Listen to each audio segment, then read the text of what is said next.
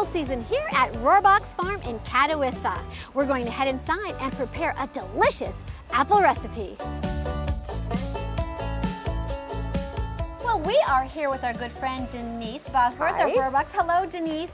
And it is apple season, and we're pumped. We are too. We're very excited about apple season. And you always have such a great recipe for us. So what are we doing today? We're going to make an apple crisp. And like always, my recipes are basic and simple and easy for everybody to make. But oh so good. But always good. That's right. And fresh ingredients, which I think is important.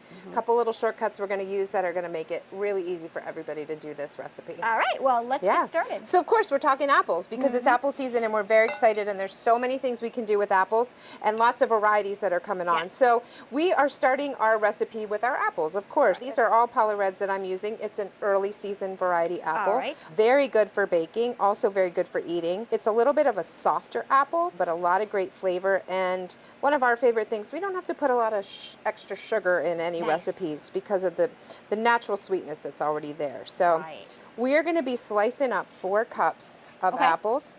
Thinly sliced, but not super thin, but just a nice natural slice there. And with Paula Reds, because they're a little bit softer apple, they're going to bake a little bit faster. Last night I made this recipe with ginger gold apples, which are also really good baking apple, but they're a little bit firmer, so they just take a little bit longer in the oven. And if you stick your little sharp knife in there, you'll know when they're the feel for it. Yeah, you'll know the consistency that you like the best. Right. Like I mentioned, we don't need a lot of sugar. I'm only putting a tablespoon of sugar in this. Some recipes get a little bit wild with the sugar, and we don't need to do that.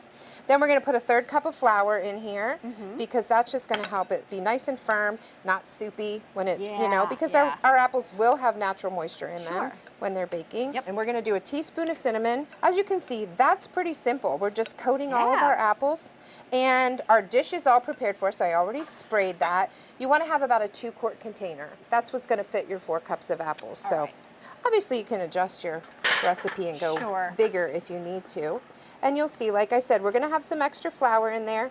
That's okay. That's just going to absorb any moisture that we have. So that already looks yummy. That cinnamon smells so good. I know, right? Wait till we get it in the oven, right? I know. And then our second part is, instead of going too crazy with ingredients, we love these Country Home Creation packages that we have here in the store. We've used them before. This is Mom's Apple Pie Dip Mix. And so lots of goodies in there. This recipe will be on our website as well because we make our own recipe up from it. I have 1 stick of butter, 1 block of cream cheese, and these are both room temperature so that I can blend them right up, okay? We're just gonna make sure they're blended up very nicely together. Does not take long at all. And so then we're gonna dump this right in there. We're gonna mix it in. You can see all that good stuff in there. That's going to keep it simple and easy. You can make it the night before if you want to make it for breakfast, because you could use this for breakfast. Or you could make it during the day, and if you're having company for dinner, you can just pop it in the oven when you're eating dinner, and then it's coming out of the oven warm for dessert. So lots of flexibility with that.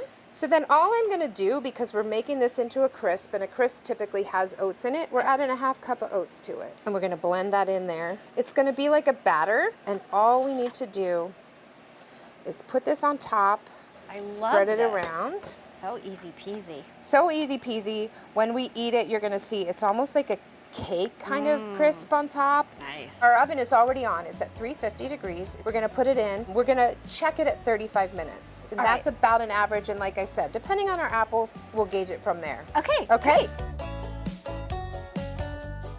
This is a great recipe, and I know there are so many things going on here at Rohrbox for the fall. It's so exciting. It is. And why don't you tell everybody and fill us in on it? Absolutely. Of course, we love fall, and we've been getting ready for you guys to be here.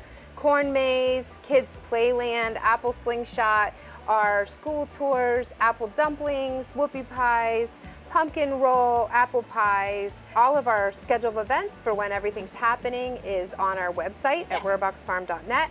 You can follow us there for all the good events on our social media, on our Facebook page. Our Special Needs and Abilities Night is at the end of September, where we welcome our special needs and all abilities families to be here and really enjoy the farm in a very special way. Just so many good things, and of course, apples and all the good fall eats like pumpkins and all the fun decor that we're already seeing grow in the field and starting to pick.